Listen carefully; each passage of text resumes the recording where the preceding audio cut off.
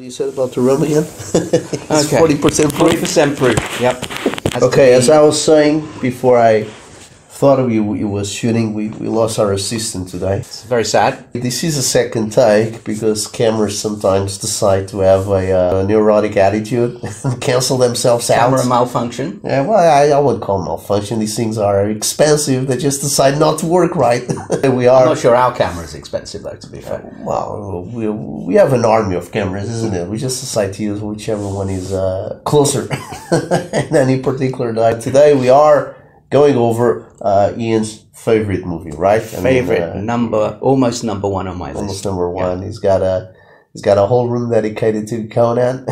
Yeah, all the paraphernalia, all the toys, memorabilia. That's it. Memorabilia. That's it. So, hello everyone, and today we're talking about Conan the Barbarian. Yeah. No one, not even you, will remember if we were good men or bad, why we fought or why we died.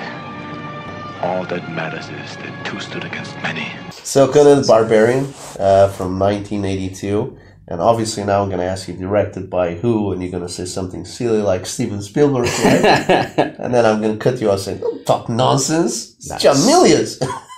Ron Howard. Ron Howard directed the sequel. Well, thanks for stealing all my opening lines, by the way. Do you want to introduce these movies since you went to check on IMDb? Or shall I? Well, we'll see who does it better first. Who can forget Conan the Barbarian, 1982. Onan? Oh, sorry, yeah, Conan. Conan the Barbarian, 1982 classic, directed by Milius, written by Milius in conjunction with Oliver Stone, probably the archetypal powerhouse script duo you could imagine. Maybe if you'd thrown in Shane Black, that might have that would be awesome. Pumped up. It would actually. You should do a new one actually, Shane Black, because Milius and Schwarzenegger have been going on and off trying to do a third episode, and I think Shane Black should definitely jump on it and say, "Oh, come on, let me do this. I'll rehash the whole thing." You are joking. Let's take it back a little bit. Conan started as Pulp Fiction, written by Robert E. Howard, one of the writers that became part of what it was in the early 20th century, the Lovecraft Circle, as he was a good pen pal of H.P. Lovecraft. And Robert Howard, which had kind of a unfortunate demise, as he killed himself just before the age of 30, actually, just after finding out his mother was dying of cancer. I mean, she wouldn't recover, basically. And he had a very short life in writing terms. He started off very young with just a college education. And as he was kind of going away from the Pulp Fiction sword and sorcery novels, he kind of started writing what he really wanted to do was westerns, and start being published by more prestigious publishers. Just as his career was getting into a second gear, that's when he left us. But you know, Conan and these auxiliary characters such as Sonja and Kull, they became very popular, eventually being picked up by Marvel Comics to actually be adapted to the comic book form back in 1970 with, at the time, a famous illustrator called Barry Windsor Smith, and Roy Thomas doing the adaptation, which eventually went on to be Marvel's editor, as a matter of fact. But back to the movie, Edward P. Pressman, the producer, which became an executive producer, passing on the job to the Laurentiis company with Dino De Laurentiis' daughter Raffaella actually heading the full production of the movie. Started as early as the 70s, as a matter of fact. It's 1970 or thereabouts. And yes, Oliver Stone was one of the first writers to be asked to adapt as best as he could. His script, though, was way over the top. Apparently, the production would have cost something, and this is $70s, it would have costed something like That's 40 to 50 really million. unexpected for Oliver Stone, isn't it? But I mean, his script was so dense that it would have been a 4 hours movie, and it would have been a complete disaster, basically. And when Milius came on board as director, none of his other movies would actually spell out that he would be doing a fantasy adventure. But he did enjoy the character. He wanted to adapt the story. But what he did with Stone's script was actually cut off most of it and just keep a few sequences. So Stone is still credited as being one of the screenwriters, but it's mostly Milius that is doing the job. The ashes were trampled into the earth, and the blood became as snow. Who knows what they came for? Weapons of steel or murder? It was never known, for the leader rode to the south, while children went north with the banner. No one would ever know that my lord's people had lived at all. His was a tale of sorrow.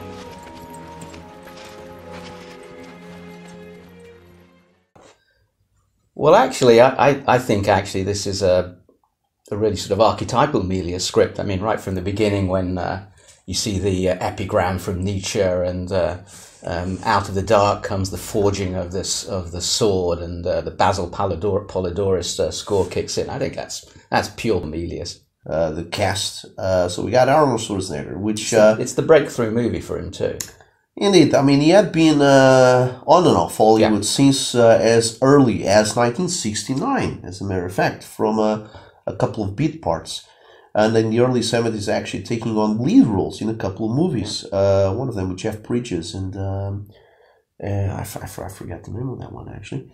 But then he eventually never really progressed beyond the odd documentary about Mr. Olympia. Yeah. So when eventually Conan comes around, he was headlining his first major Hollywood blockbuster. I mean, no one else really in the cast casts any shadow over it. We got James Earl Jones as well, which is really just a method actor. Don't forget Max von Sydow as well. Max von Sydow, though, again, it is there, but it's just a bit part. And again, we got another European art house actor. So that's true. I mean, the two supporting actors aren't really actors. Sondal Bergman, as we know, is a dancer. That's her mainly, yes. And that actually shows through very well in a scene in the sort of the king of the court of the king snake later on in the movie, when her moves are extremely balletic. Yes. But they put in extremely good performances. They certainly provide the emotional truth of the characters, and I think it's quite interesting. Sometimes you can get bad actors who come up with good performances, and good actors who come up with terrible performances. Oh, yes. All right, so with the script in place and the actor cast basically arranged, what Milius really wanted to do was shoot a sort of Wagnerian kind of a movie. He had intentions, as soon as he picked up the project, to do something which was mainly paced by music. So bipolar score is very important to it, and without it you probably wouldn't have the same movie you have, or you wouldn't have a movie at all, because really that was a main criterion by Milius. And I've always I actually always liked the idea to have a movie which a live action, a linear narrative, which has hardly any dialogue. But you can perfectly understand what's happening, because the story is driven by the action, and is mostly accompanied, or the whole thing is sidetracked by a score, an operatic score. And I've always wondered why they never done a hard rock set in the Middle Ages kind of movie with not a musical. And that's the big distinction I want to make. This is not a musical. It's more akin to opera, basically. So without the actual singing. So it's almost like a symphony. replenished by images. And in that regard, obviously Polidori's manages to do the best work of his career, and one that stands on his own as, to me, one of the greatest scores of all time.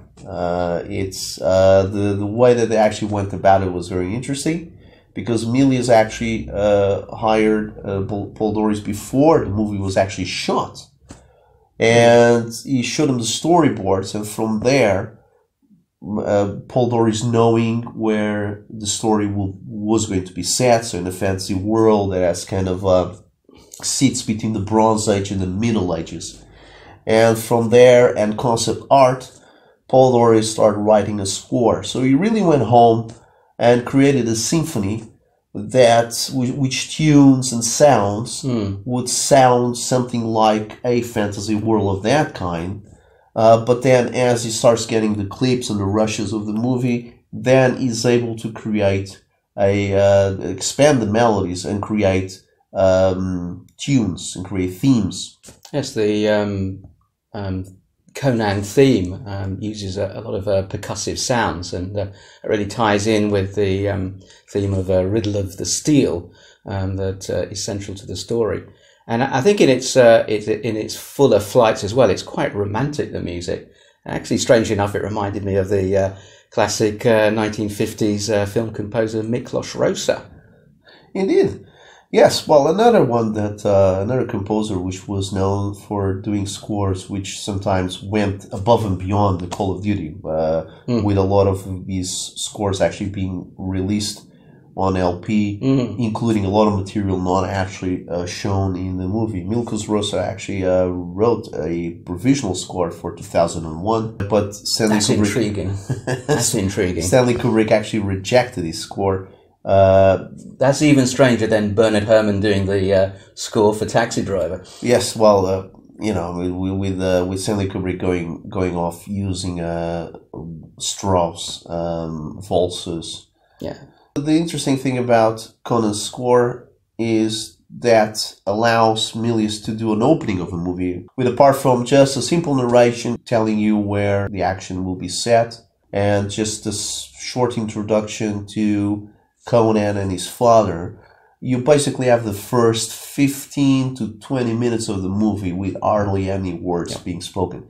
And amazing photography to go with that. And you want to say anything about Duke Callahan's photography? Well, I'd certainly like to draw attention to it. Duke Callahan, quite interestingly, seems to have done most of his work on television prior to his film career, working on TV series like Heart to Heart and Magnum PI, and it's quite remarkable to consider that he then goes on and films probably one of the most beautifully shot films ever.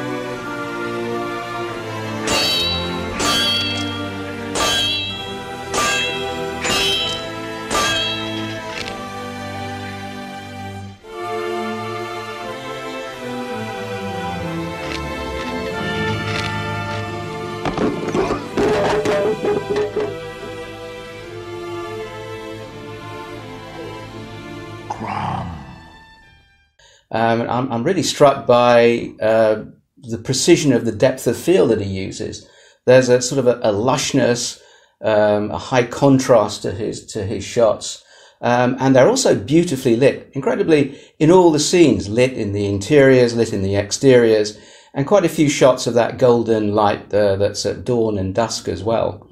And again, it's something that sort of actually reminded me of the sort of great epic movies of the late 50s and 1960s. And I wonder if Milius was actually trying for that in the filming of the movie. Well, I mean, it's a big production. So Laurentiis and Pressman, they really put a lot of money into it. Sets are built. Milius was a guy that preferred to use, where necessary, optics and animatronics instead of any animation effects on post-production. So he's a guy that likes to do everything on set as much as he can. And just on a brief aside there, apparently the set designer Stan Cobb had previously worked on Alien. Yeah, well, I mean, before we loop around to the photography, and because really it's a teamwork really between the set design and the photography and the wardrobe as well. But the thing is that with Milius' insistence on doing everything on location or on set, actually the only moment that you have a true visual effect is when Conan is being kind of brought out of his coma, and you got this demon spirit swirling around him. And he's actually the only moment in the whole entire movie where you're kind of aghast between the difference of the animated optics and the actual live action. And funny enough, those animations were partially done by Industrial Light and Magic and another company, which had trouble in actually developing something that Milius appreciated. It was cohesive because he really was against using anything that was not actually being able to be done on set. So it was very much an old-fashioned kind of shooting, with Milius kind of going Federico Fellini kind of way, where he does some optics on some movies where are necessary, but everything else is really there on the set, true lighting. And again, that's why Duke Callahan's photography is important, and the set design. And obviously more on that in the later scenes of Conan, where the big sets and the extras and the wardrobe really comes into motion. Hit me again. Yeah. The action follows pretty much the conventional pattern of a hero journey, and I'd be very surprised if Milius wasn't familiar with the writings of Joseph Campbell, particularly The Hero of a Thousand Faces, because certainly those ideas were floating around Hollywood at the time, and Lucas and Spielberg were very into them, and they sort of were behind the creation of Star Wars and Indiana Jones. And you start with the hero who essentially has his legacy taken away from him. He's a hero in disguise. There's a call to arms.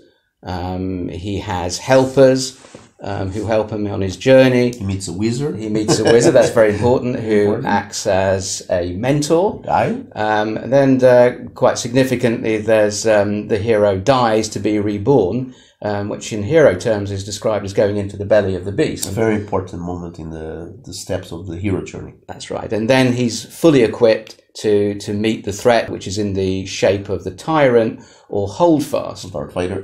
Darth Vader. So again, I mean, the idea is that Conan was supposed to be a big tentpole movie, a big blockbuster. And to be honest, in the 1982, although it was a year in the summer with big releases, including obviously E.T., the producers were very confident that Conan was probably going to take the top spot of the box office in that year. Obviously, E.T. came around, surprising little movie, which kind of cancelled out that thought. But really, Conan is not your archetypal blockbuster. It is a dark movie. It is a depressing movie. I mean, and the photography and the set design really call to that. I mean, I really love what they've done with all the wardrobe. Everything can be felt.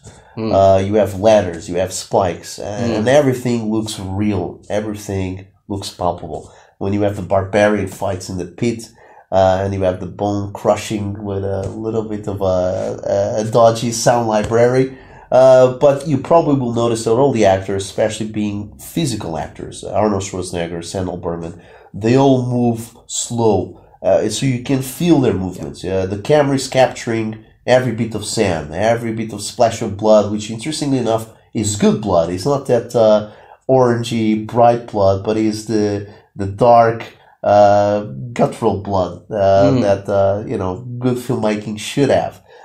You find in gangster movies, but usually in action movies and adventure movies, usually replaced by brighter blood because those are crowd pleasers. In Conan, that's not the case. This is an R-rated movie. And so obviously that kind of determines your audience, kind of slashes half of the potential customers.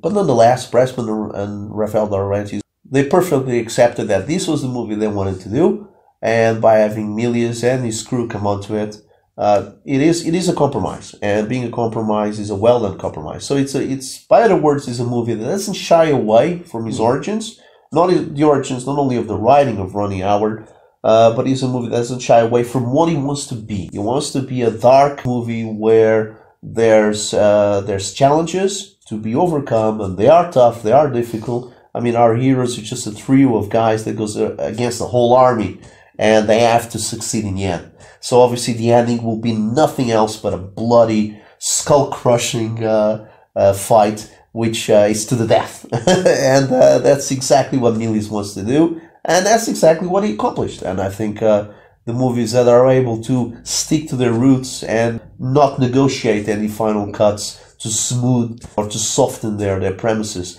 are the best movies you can have. Actually, it's an ending in a way that sort of spread over 3 parts. The first part in the sort of the inner sanctum of the temple, where they rescue the king's daughter, who's being held basically captive as the high priestess there, and a magnificently orchestrated sequence.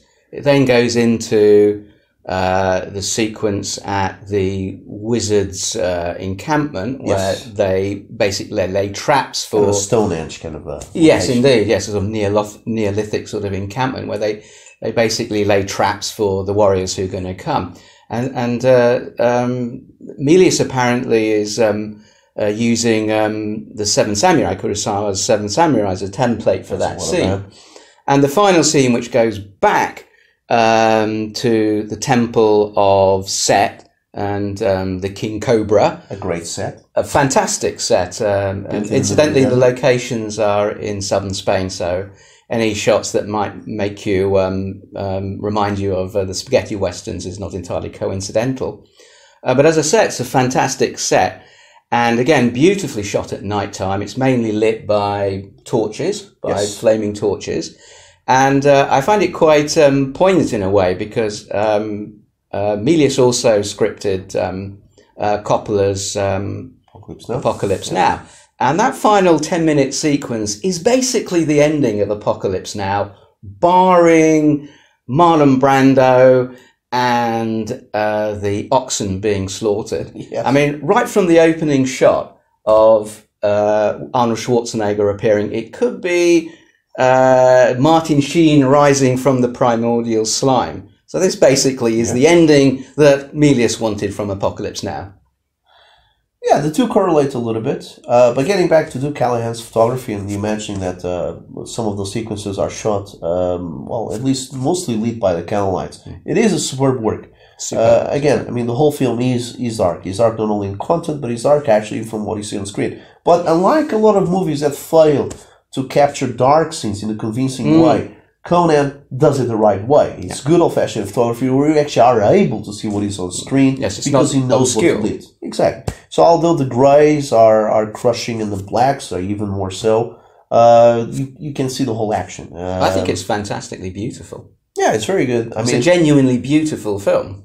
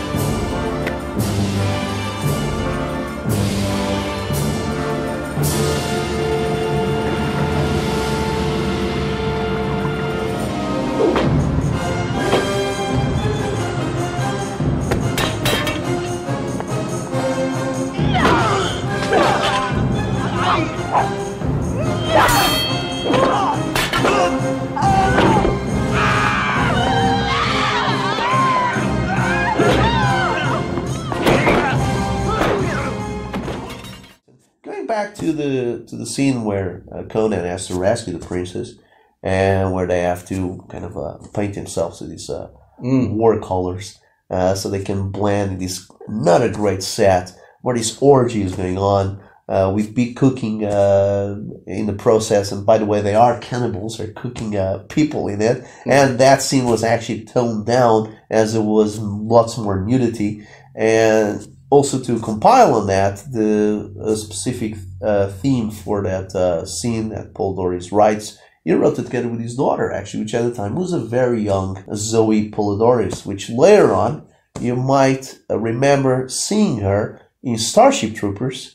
Again, another movie scored by Paul Doris. Very good score. As one of the singers, as actually the lead singer in a band that sings at the ball when our heroes in Starship Troopers are graduating. So that's Zoe, Paul Doris' daughter, that helps him actually write the theme for that particular scene of the party at the Thulsa Doom's castle.